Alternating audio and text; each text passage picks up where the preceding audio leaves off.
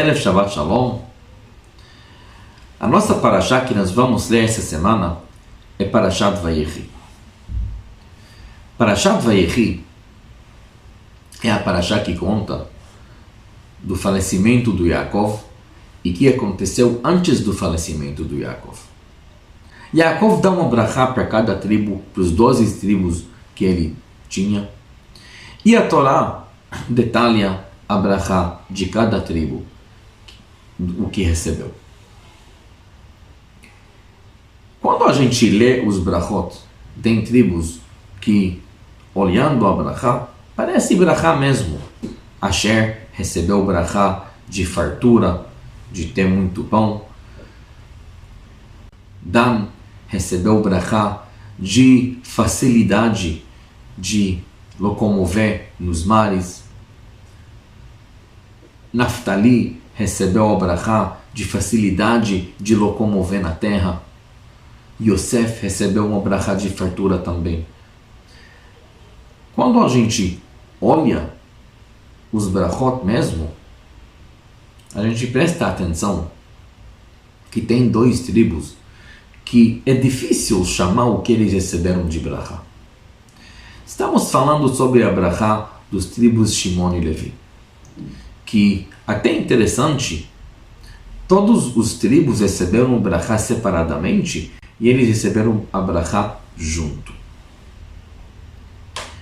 A brachá deles, basicamente, é Yaakov parece que está dando bronca, falando que eles têm uma certa falta de tolerância, uma certa de falta de paciência, que já exerceram isso no Shem.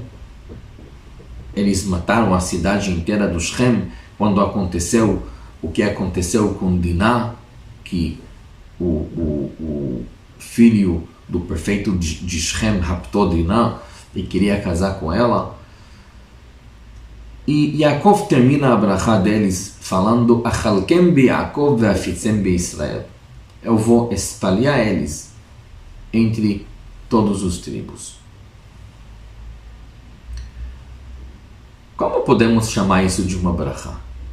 Como Yaakov podia, entre aspas, despedir deles com uma coisa pesada dessa? Na verdade, nossos comentaristas fazem a mesma pergunta, mas a resposta é muito interessante. Dizem nossos comentaristas que temos que olhar nos psukim anteriores. Yaakov, para dar a brachá dos Shvatim, o que faria sentido que ele chamava cada tribo separadamente, conversasse com ele, dá umas orientações para ele e também dá uma brachá antes de despedir desse mundo, de partir desse mundo e partir da família dele. Mas Yaakov, em vez de chamar cada um separadamente, chamou todo mundo junto. Reasfu bnei Yaakov. Yaakov chamou todos os filhos juntos para receberem a brachá um em frente do outro. Por que Yaakov fez isso? Dizem nossos comentaristas que aqui Yaakov queria nos ensinar uma lição muito profunda. Quando a gente olha um grupo de pessoas, não dá para olhar cada um separadamente. Cada um parece que tem vantagens e desvantagens. Tem nesses no grupo que a gente às vezes não gosta do característica que eles têm, e tem nesses que a gente gosta mais. Mas pensando de voz alto, não sempre o que parece como brachá é brachá em toda qualquer situação. Se tem um tribo que tem um brachá de fazer dinheiro, muito bom, esse tribo tem brachá em dinheiro, então tem facilidade trabalha, ganha dinheiro, já faz uma fortuna e agora tem família, tem crianças, tem que educar. Se eles só vão se dedicar em fazer mais e mais e mais dinheiro, então essa brachá já não é uma brachá. Tem que ter outro lado equilibrando eles, falando, ei, agora tem que diminuir a velocidade e agora tem que dedicar um pouquinho também para a educação dos seus filhos e da sua família. E assim, cada coisa em nossa vida tem que ser equilibrada de outro lado, que talvez a gente gosta menos.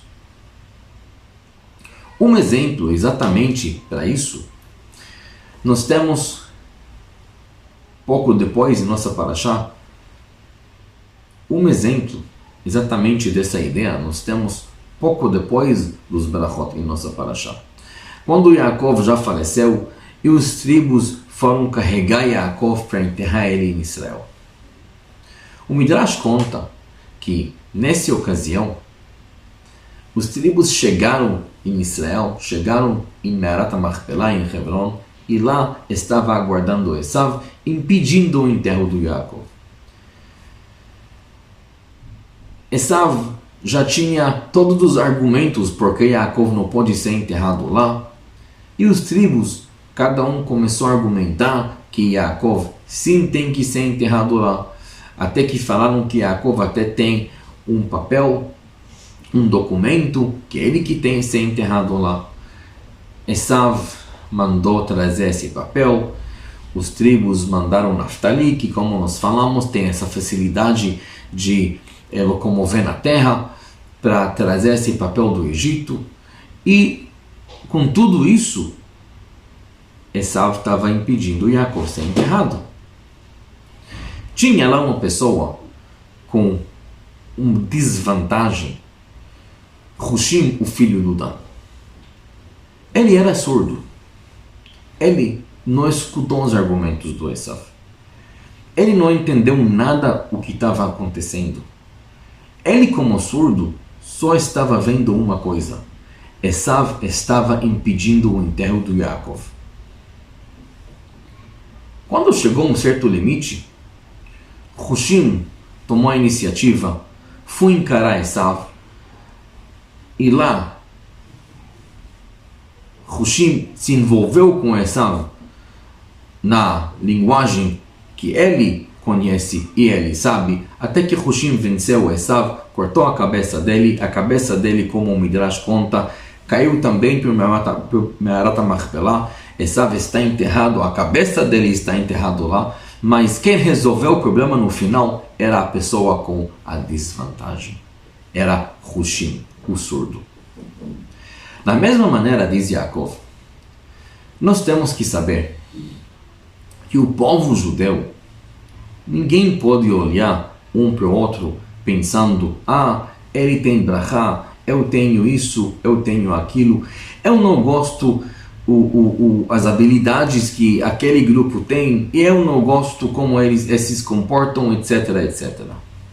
Nós temos que olhar o povo judeu como um grupo inteiro, sabendo que às vezes nós precisamos usar justamente aquelas habilidades que a gente não gosta para nos tirar de certas situações. Isso foi a brachá realmente que Yaakov deu para o Shimon e Levi. Shimon e Levi, como nós falamos, Yaakov falou que eles têm uma certa falta de tolerância. Realmente eles mostraram que têm menos tolerância do que os outros tribos. Mas, diz Yaakov, esse tipo de pessoas, apesar que não é o que a gente gostaria no dia a dia, diz Yaakov, Achalkem be Yaakov ve'afitzem be Israel. Esse tipo de pessoas tem que espalhar em todas as comunidades. Em todo o assentamento judaico, temos que ter pelo menos uma, duas, poucas pessoas que também têm essa habilidade que a gente não gosta. todo assentamento judaico tem que ter um pouco de pessoas que também falta de tolerância. Porque, na verdade, nós como judeus não podemos tolerar tudo. Tem coisas que se a gente vai tolerar, vai acabar prejudicando nossa educação, vai acabar prejudicando nossos valores. Então, normalmente, somos tolerantes, normalmente a gente não fala nada. Mas se não vai ter ninguém para abrir a boca, quem vai educar nossos filhos? Da onde eles vão pegar essa ideia que tem coisas que a gente não pode tolerar? Então, cada comunidade, cada assentamento judaico tem que ter um Shimonim e Levim. Cada assentamento judaico tem que ter um pouco dessas pessoas que às vezes faltam tolerância. Porque às vezes justamente isso que nos tira do constrangimento de não falar, etc. Então, na verdade, os brachot que Yaakov deu não eram brachot específicas para os tribos. Yaakov juntou todos os brachot junto. Yaakov mostrou para cada tribo as habilidades e deu brachá para o povo judeu, que cada assentamento judaico vai ter um pouquinho dessas pessoas. E assim, nós temos que aprender também que quando a gente olha em nosso povo como grupo, sempre nós temos que olhar as habilidades de todo mundo e sempre nós temos que reconhecer que se Hashem deu certas características para certas pessoas,